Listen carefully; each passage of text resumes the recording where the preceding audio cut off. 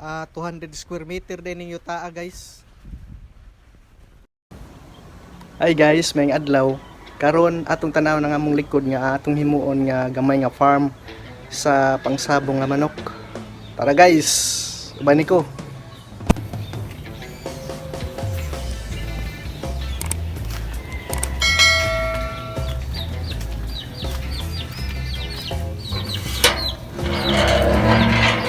Ni siya diri guys, likod ng add ni siya sa una. Ano pa yung mga tangkal, gibuhi anig baboy sa una niya.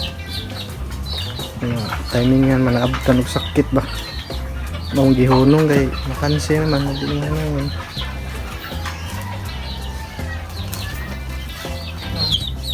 Kaning tangkal guys ug kaning mga pins food buhian na naman sa una ug kuan kanang RIR, Rhode Island Red.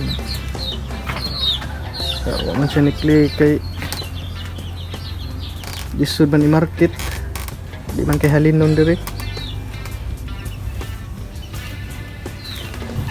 Sunod na mo nga gibuhi is native chicken, Bisaya ba.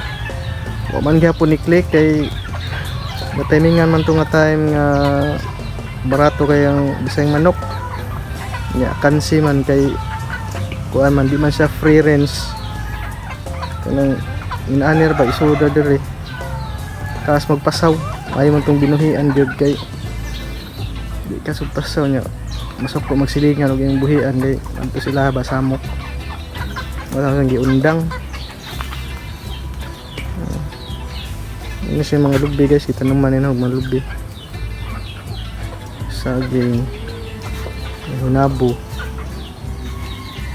Ano pa rin siya likod, limpyuhanan pa rin guys, hugaw kayo. Ito pa rin limpyuhan.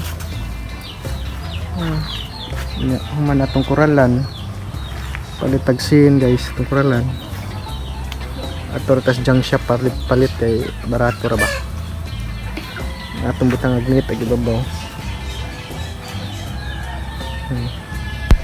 200 square meter din ninyo taa guys.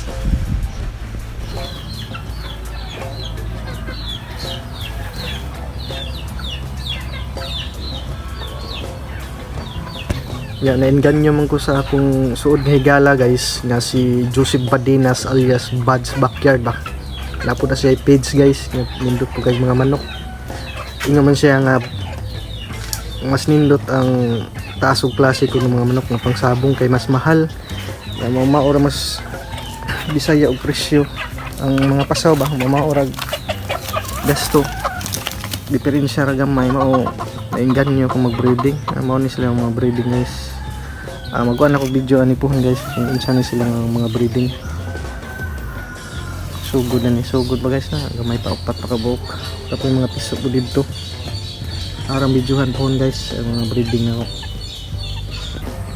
Dire na lang kong kutob guys, balik kong suportaan niya akong mga video na paghahimuon hangtod mapurma ni atong gamay nga farm. Daghan kayong salamat guys, please like, share and subscribe.